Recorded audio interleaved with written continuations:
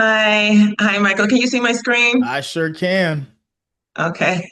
Hi, thank you for joining us. This is Antoinette Sullivan with Proxima Realty. I'm joined here with Michael Cadet today of Cross Country Mortgage.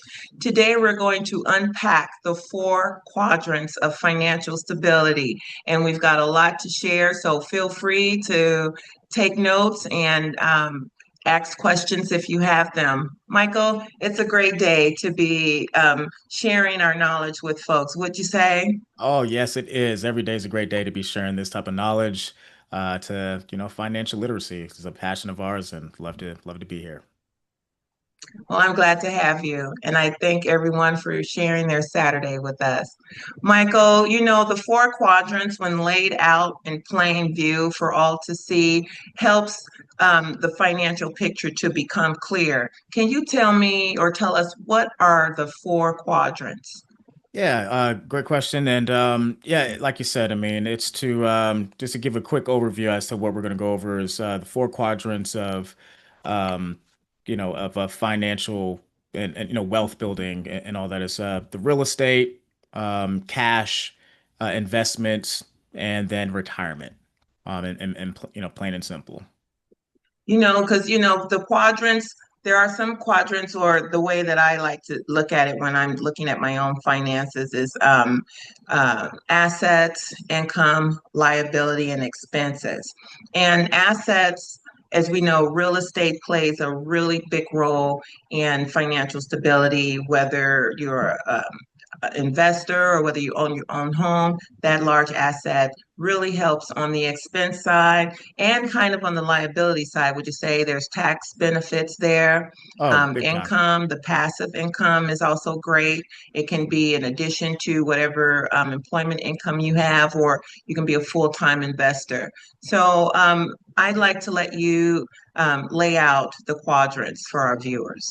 Absolutely. Thank you so much. And yeah, it's this is really a presentation to kind of give folks like an overview as to how to build their financial house, right? And and so we break it down, and I like to simplify things that may seem to be complex into just easy, digestible, bite-sized pieces of information. And so the four quadrants that I'm going to go through, and let me know if it's okay to share my screen.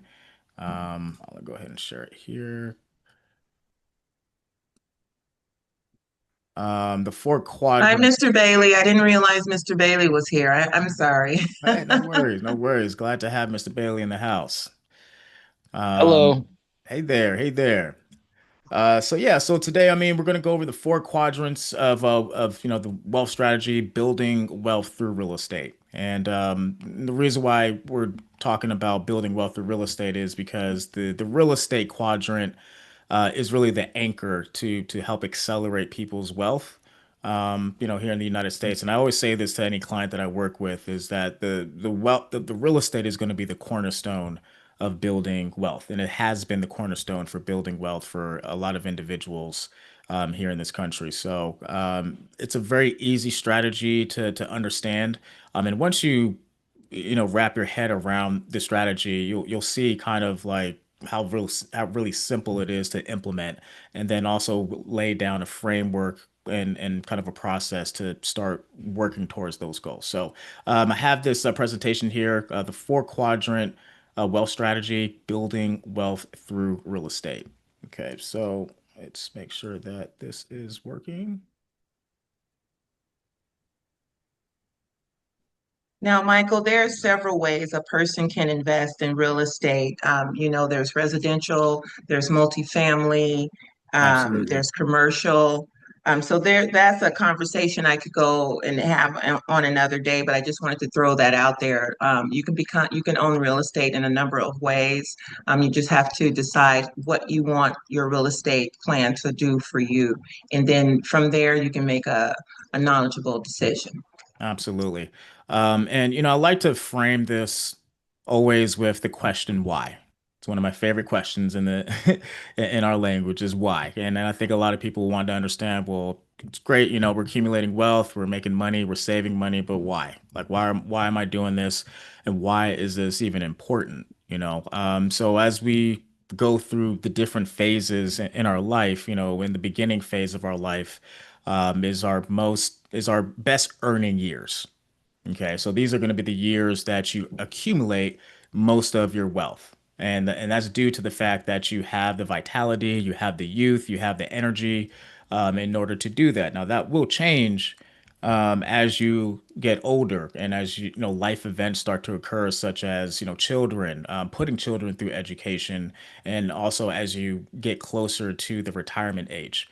This is the reason why we want to accumulate wealth throughout each and one of these phases, and we want to pinpoint like what's the best time to really put a lot of effort into accumulating these assets while we have the energy, the youth, and the vitality to do that.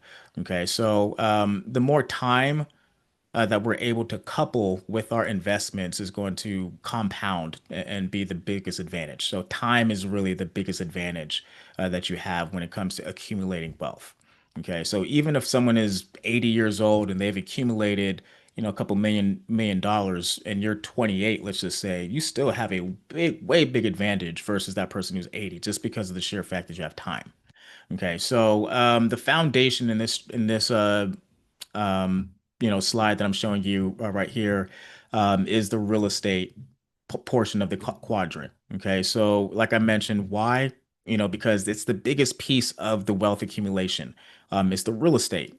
Because of these four reasons right here, which is appreciation, leverage, equity, and it creates a pathway to become a millionaire versus a lot of these other quadrants. So the appreciation, there's quite a few benefits with owning real estate.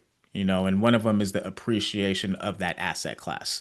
Now, out of all the asset classes, such as like stocks and cash and things like that, real estate is going to have, I would say, the most, cost effective and fastest way to accumulate, equity and appreciation. So I always say that with real estate, it's a gift that the value of your home appreciates. It's not a guarantee, but it is a gift, when the market rewards you with appreciation. But mainly you have three main benefits when you're owning real estate, which is that the equity that you're building. So every time that you make a monthly payment, if you have a mortgage, you're reducing the principal balance of that loan, and so that's creating more equity, right?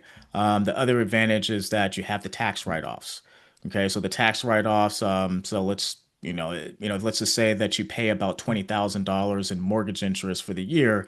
At the end of the year, you're going to get a form that's called the 1098 form, which shows how much in mortgage interest that you paid within that year. And then you can use that to reduce your taxable income. So that's more cash back into your pocket. So for example, if you earn, let's just say, $100,000 in gross income for the year, and you paid, $20,000 worth of mortgage interest.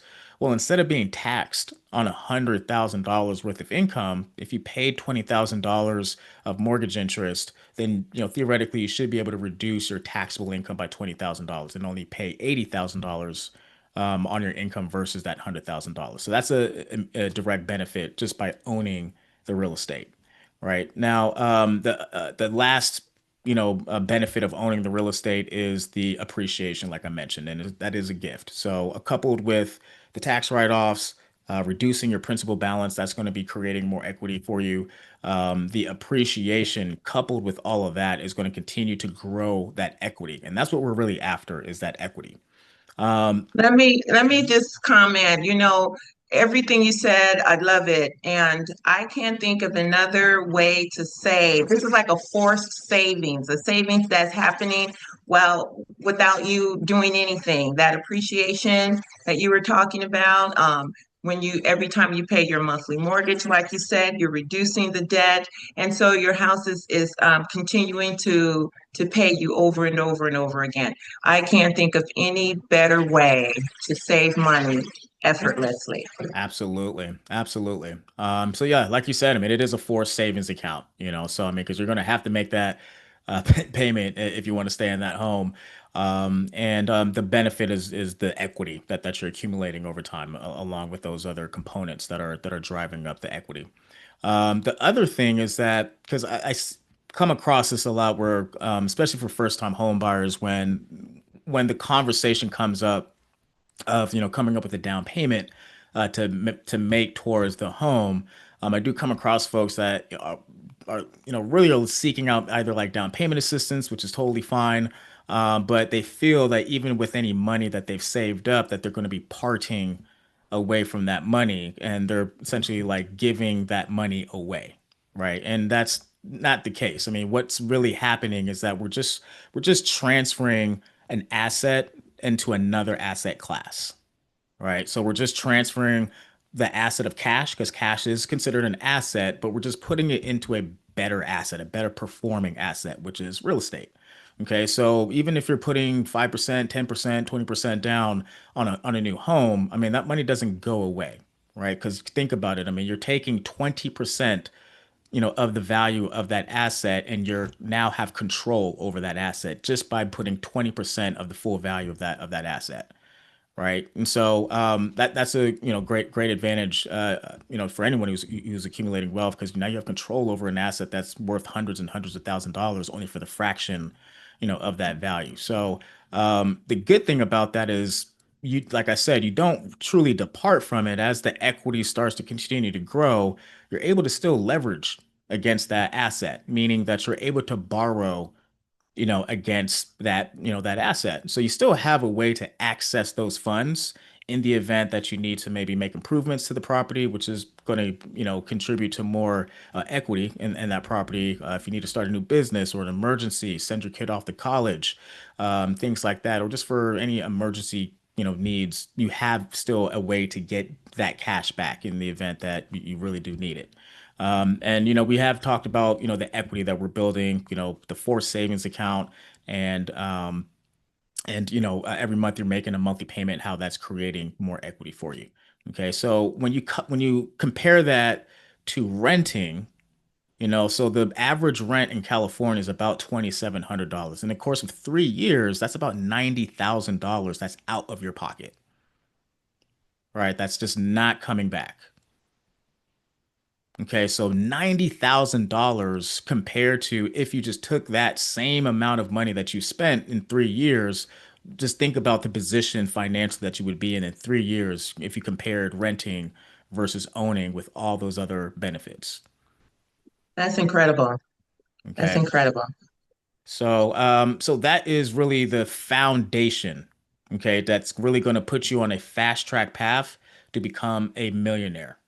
All right, because that's, I mean, and again, it's not just for the sake of saying, that I'm a millionaire just to stroke our ego, but it's again, we're talking about how do we get from our working years to retirement. And once you get to that age of retirement, I mean, I don't know about you, but I don't want to be working as hard as I'm working today. I want to maybe focus more on, more passion type projects or giving back to my community, whatever the case may be for you, or maybe just even spending time for, with family or my grandchildren or traveling, whatever the case may be. I wouldn't want to be working as hard as I am during my accumulation phase of my life once I enter into retirement. Okay, so that is the point of becoming a millionaire. That's just a title, but there is a reason behind why you want to aim for that goal of becoming a millionaire. Is because at the time, once you enter that retirement phase, you would have wanted to accumulate enough assets. So when you do enter that phase, that you can start drawing down on those assets to support that lifestyle that you've grown accustomed to. I agree with you, and I think everyone should think about their retirement number. I think one should look at their quality of life now or their lifestyle now, and then decide if they want to maintain that lifestyle off into retirement or if they want to even improve. So you have to kind of do the math and come up with a number that works. And from that, setting your goals and your plans with real estate mixed in there and a couple of other ways to create passive income. I think that's a great place to start, just knowing what your number is. Absolutely. And we work with financial planners that can help really map out that whole game plan for you. I mean, I don't personally do financial planning, but within Antoinette and ours network, we definitely have financial planners that can really drill in on that financial plan to help you put yourself on a path so you can get to that, to that end point. But now in this slide, what I'm showing you is a whole overview of the whole wealth quadrant plan. Okay, so like we just went over, is to buy and build real estate. That's going to be the foundation of building and accumulating wealth. Once you have that portion, bought and built in, it makes it a lot easier to start building out the rest of the quadrants. All right, not saying that it's easy, but I'm just saying that it puts you on the right path, right? And so we just talked about the real estate benefits of that. The next quadrant that I would, go over or am going over is the survival money. So kind of like your safe financial safety net. And again, this is to what we're doing is to build a financial house, right? That way it insulates you from the unforeseen, insulates you from, just any type of financial hardships. And the survival money really translates into about 6 to 9 months or more of all of your expenses saved and maybe just like a money market account. Okay, so all you would have to do is just go through your expenses, tally up, all of your monthly expenses, phone bills, any credit cards, your rent or housing expense, anything that's a monthly recurring expense. Tally all that up, and whatever that number is times that by 9 or 12. That would be your first goal in terms of saving survival money. All right. And that should just be sitting in a money market account to where it can earn a little bit of interest in there while it's just tucked away. But that should be just money just tucked away in case for a rainy day.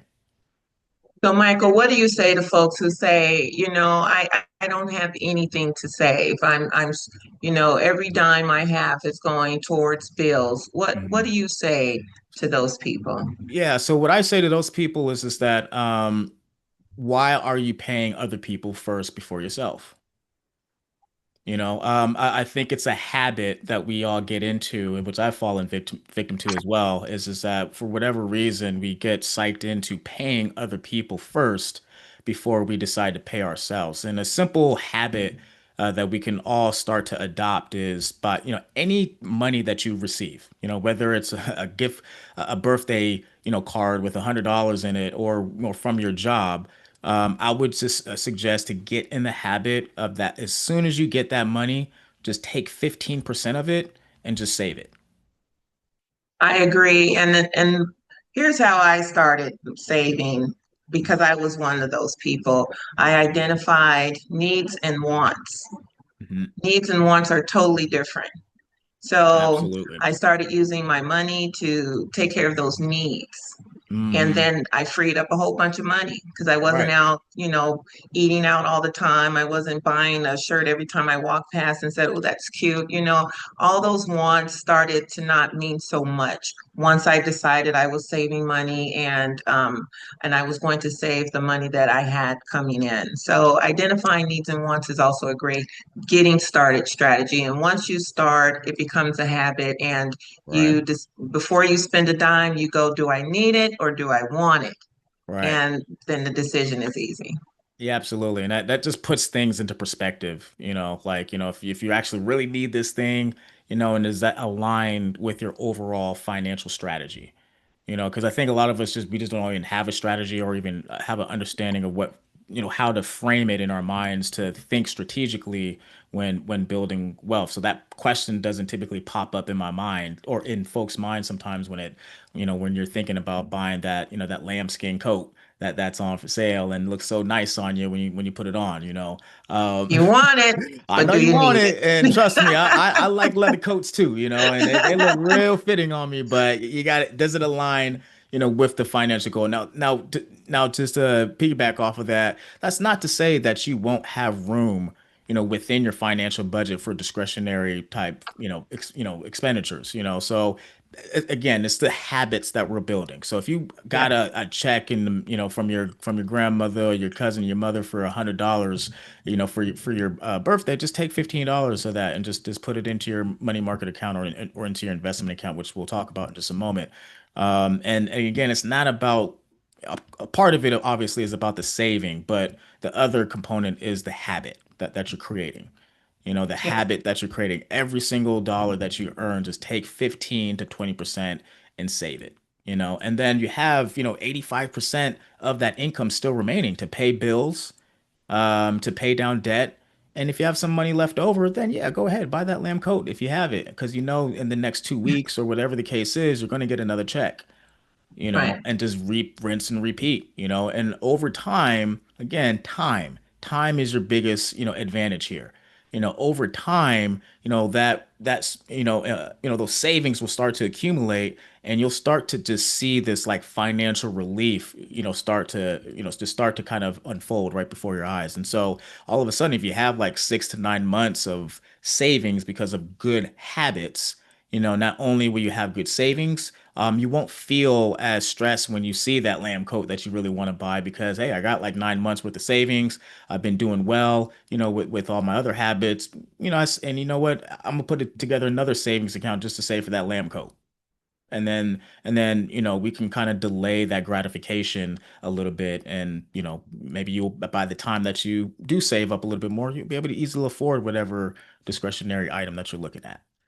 So anything else you think on that, Antoinette? Oh, no, no, that was a great strategy to have some breathing room as you're saving.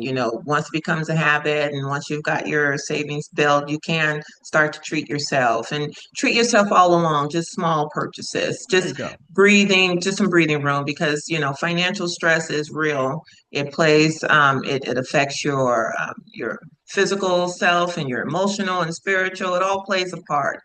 So we want everyone to feel good about their financial situation, but you have to start with small steps if you're not accustomed to saving, just small steps. And if you fail or fall off the wagon, show yourself some grace, get back up and start again. Right. Yeah. Absolutely.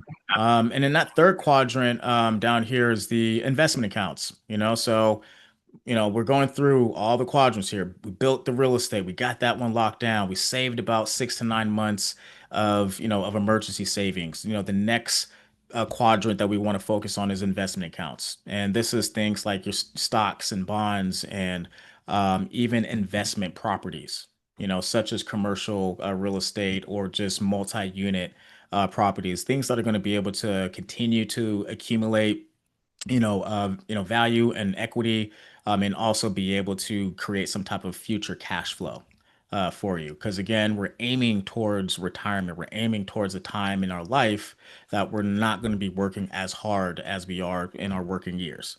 Okay, so as you continue with these habits, and you continue to collect and accumulate all these assets. I used to collect baseball cards when I was a kid, so it's like it's almost like a game. You can kind of turn it into. You're collecting, almost like art pieces, or you're collecting, assets. And eventually it's going to get to a time where you'll start to draw down on them, such as your investments and, other properties. Commercial properties is a great investment to create future cash flow and equity, and things like that. So that would be, the third quadrant of accumulating wealth through real estate. Good stuff. Right. And then the last one is retirement accounts. So retirement accounts, definitely want to fund those. If folks are working at some type of, have an employer that's doing any type of like 401k match, that's just free money.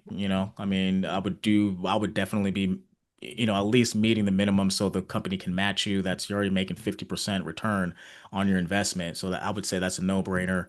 And the big benefit of that is that you're accumulating, assets in another bucket, but you're accumulating it, tax deferred, right? Mm. And there's lots of different strategies on how to defer the taxes, up until the time that you get into retirement, and that's more of a more in-depth conversation that's suited for a financial planner, right? But in short, that is what it's all about in terms of building a great, solid financial house, buying the real estate, survival money, investment accounts, retirement accounts.